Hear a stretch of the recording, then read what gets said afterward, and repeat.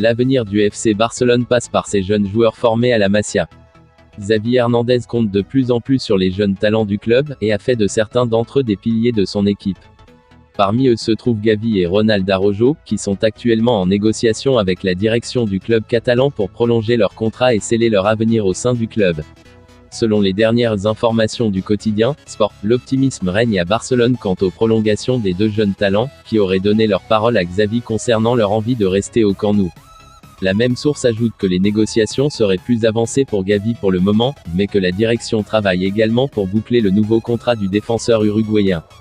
Le contrat proposé aux deux hommes serait de 5 saisons. S'ils tombent d'accord avec le club, ils seront liés avec le Barça jusqu'en 2027.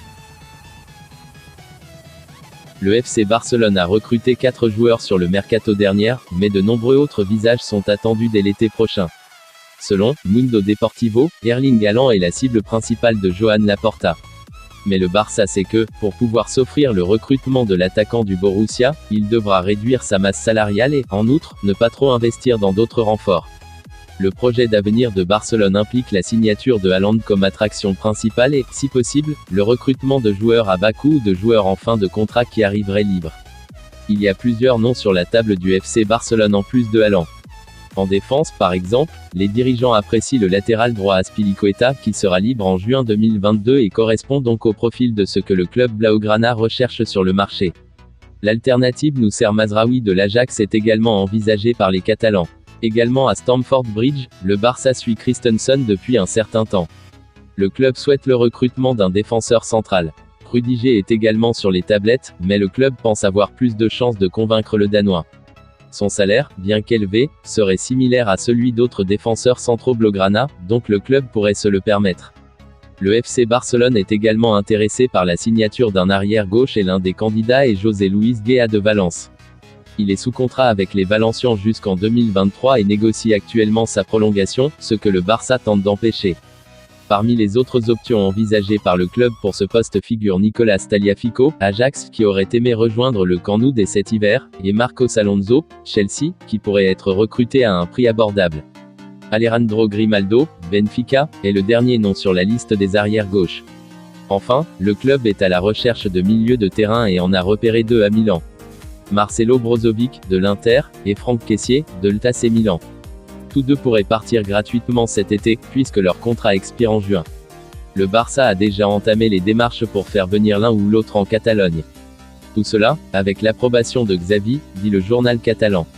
L'entraîneur a rencontré Mateu Almani et Jordi Cruyff, membres du conseil d'administration, afin de définir les priorités pour la saison à venir. Beaucoup de noms dans le projet XXL de Laporta, mais rien de définitif à l'heure actuelle. Au Camp Nou, l'espoir règne et le club a confiance dans le fait de pouvoir mener à bien ce plan, non seulement pour 2022 à 2023, mais aussi en pensant à l'avenir.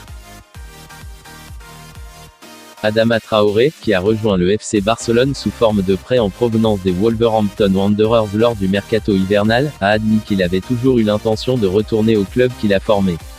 Je savais que mon intention était toujours de revenir, mais parfois vous prenez des chemins différents. Le plus important, c'est que l'objectif est clair et que je suis arrivé ici, ce que je voulais depuis le début, a expliqué l'international espagnol dans une interview accordée aux médias du club. Formé à la Masia, Adama a quitté le club blaugrana en 2015 pour entamer un parcours en Première Ligue qui l'a mené à Aston Villa, Middlesbrough et Wolverhampton, sa dernière équipe avant son retour en Liga. Pour l'instant, il est prêté au Camp Nou jusqu'en juin 2022, bien que le président du FC Barcelone, Joan Laporta, ait déjà laissé entendre lors de sa présentation en tant que nouveau joueur du FC Barcelone que l'intention du club est de devenir propriétaire de l'attaquant. Je discute toujours des décisions importantes avec ma famille qui m'accompagne dans les bons et les mauvais moments. Mais dans ce cas, j'ai été très clair, le Barça est ma maison et je voulais y retourner, et j'ai eu tout le soutien de la famille. Ils m'ont appelé et m'ont parlé de l'opportunité de revenir, j'ai rapidement pris la décision, a révélé le joueur dans l'interview.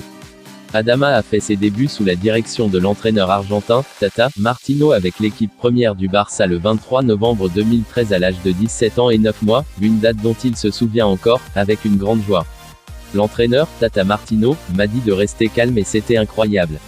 En outre, j'ai rejoint le club à cause de Neymar que j'admire en tant que joueur. C'était une grande joie de se retrouver avec de grands joueurs sur le terrain, c'est un très beau souvenir. Quant à mon premier but, c'était contre le SD Huesca en Copa, et c'était un but très spécial, a-t-il rappelé. Aujourd'hui âgé de 26 ans, il se dit « beaucoup plus mature », ce qu'il a montré lors de son premier match sous les ordres de Xavi, lors de la victoire 4-2 du FC Barcelone sur l'Atlético Madrid au Camp Nou, où il a fourni une passe décisive et a été l'attaquant le plus influent de son équipe, surtout en première période. J'ai l'expérience du football anglais, mais sans laisser tout ce que j'ai appris ici depuis que je suis enfant à l'Académie de Barcelone. Tout cela m'a apporté de l'expérience et m'a fait grandir en tant que joueur, a-t-il déclaré. Selon le média catalan, Ser Catalunya, l'une des conditions posées par Léo Messi pour qu'il prolonge son contrat avec le Barça était le recrutement de Sadio Mané. Le Sénégalais, tout fraîchement vainqueur de la Coupe d'Afrique des Nations, était l'un de ces joueurs que l'Argentin voulait ramener à Barcelone. Des contacts entre les agents du joueur et le Barça auraient lieu l'été dernier, mais Liverpool n'a jamais eu l'intention de se séparer d'un joueur aussi important pour Klopp. Au final, Mané est toujours à Liverpool, et Messi n'est plus un joueur du FC Barcelone.